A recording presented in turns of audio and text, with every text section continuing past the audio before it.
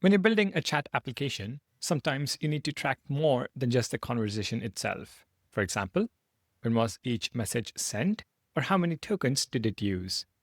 Right now, our messages are just text. They don't carry any of this contextual information that could be really useful for debugging, analytics, or just giving users more transparency. Message metadata lets you attach custom information to each message. It's not part of the actual message content, but it's information about the message that can be incredibly valuable. The AI SDK makes it super easy to add metadata to messages as they're being streamed in. In this lesson, we will learn how to add timestamps and token counts to our messages. Let's start by setting up our files based on the chat implementation from earlier in the course. In the API folder, create a new folder called message metadata. So message metadata. Copy the route handler from the chat folder and paste it into this new folder. We can remove the system prompt and the token usage console log to keep it simple. In the UI folder, create a new folder called message metadata and copy the page.tsx file from the chat folder into this new folder. Update the component name to metadata chat page and the API endpoint using the default chat transport class. Import default chat transport from AI and use chat hook. Pass in an object where we specify transport. This is new default chat transport. We pass in an object again, set API to /API/message metadata. Perfect. We should now have a working chat interface. Let's test it out. In the browser, navigate to localhost 3000/UI/message-metadata.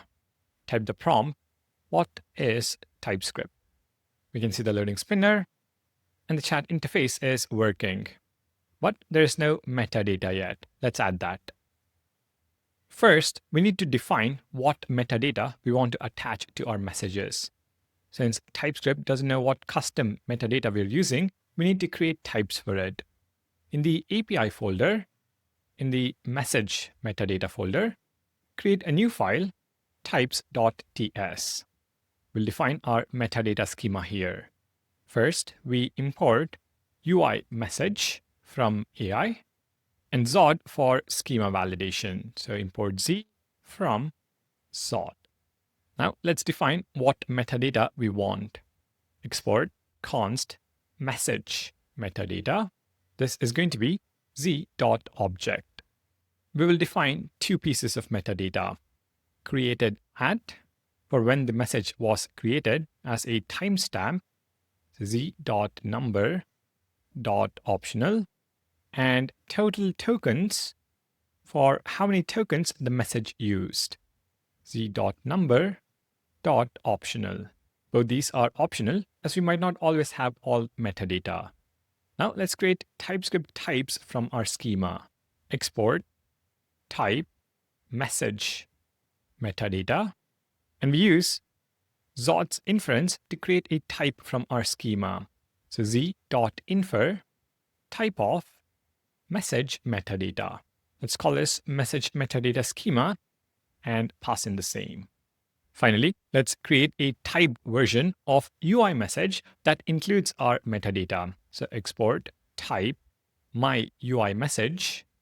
This is going to be equal to UI message, and we pass in message metadata. So this creates our own typed UI message that knows about our metadata structure. This gives us full TypeScript support for our custom metadata.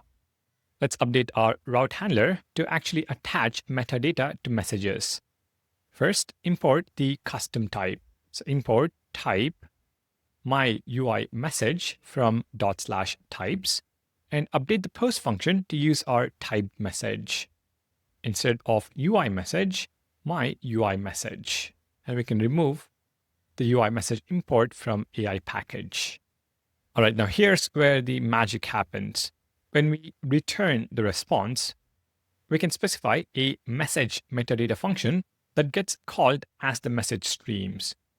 So an object, message metadata, is a function, And this function receives a part parameter that tells us what's happening in the stream. So destructure it. And within the function body, let's handle different parts of the streaming process. First, when the message starts, we capture the current timestamp. So if part.type is equal to start, we return an object where we set created at to date.now. And then we capture the token usage when the message finishes. So if part.type is equal to finish, we return an object where we set total tokens to part.totalUsage.total tokens. Total usage contains all the token information, and we extract the total tokens and add it to our metadata. And let's also add a console log statement to understand the token count better when we send a prompt. So just before the return statement, console log part.totalUsage. Now let's make this metadata visible in the UI. So in page.tsx, first we need to import our custom type. Import my UI message from message metadata /types and update the useChat hook to use our typed messages. UseChat my UI message. Now TypeScript knows our messages have metadata. Let's display it. After the message parts rendering, but before the closing div tag for each message, we're going to add a div container. I'm going to add a few tailwind classes for styling. Within the div, let's conditionally show the token count. So curly braces, message.metadata. If that exists and total tokens exist, we're going to render a div tag message.metadata.total tokens followed by the word tokens. Similarly, let's also render the timestamp. Curly braces, message.metadata. And if that exists and created at exists, we render a div tag, the at symbol, followed by, within curly braces, new date, message.metadata.createdAt to locale time string. And we can make the time format more readable.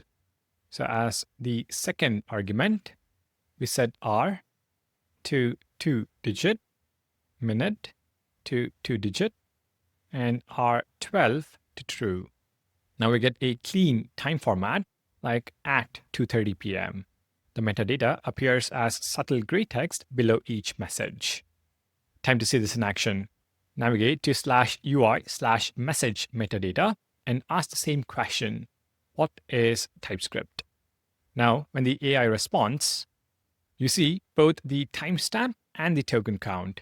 256 tokens at 11:32 a.m. Now, there is an important point I want to point out. Right now, we're using GPT 4.1 Nano, and in the terminal, you can see input tokens 12, output tokens 244, total tokens 256. Reasoning tokens is 0.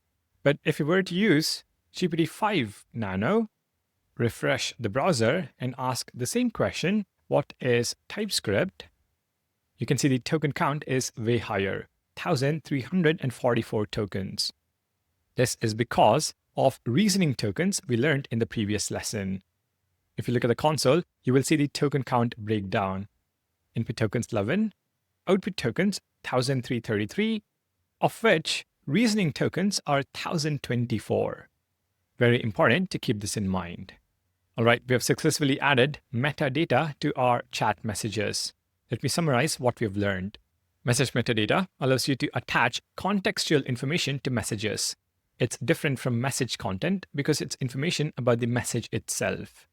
We started by creating a typed schema for our metadata using Zod, then created a custom UI message type that includes our metadata structure.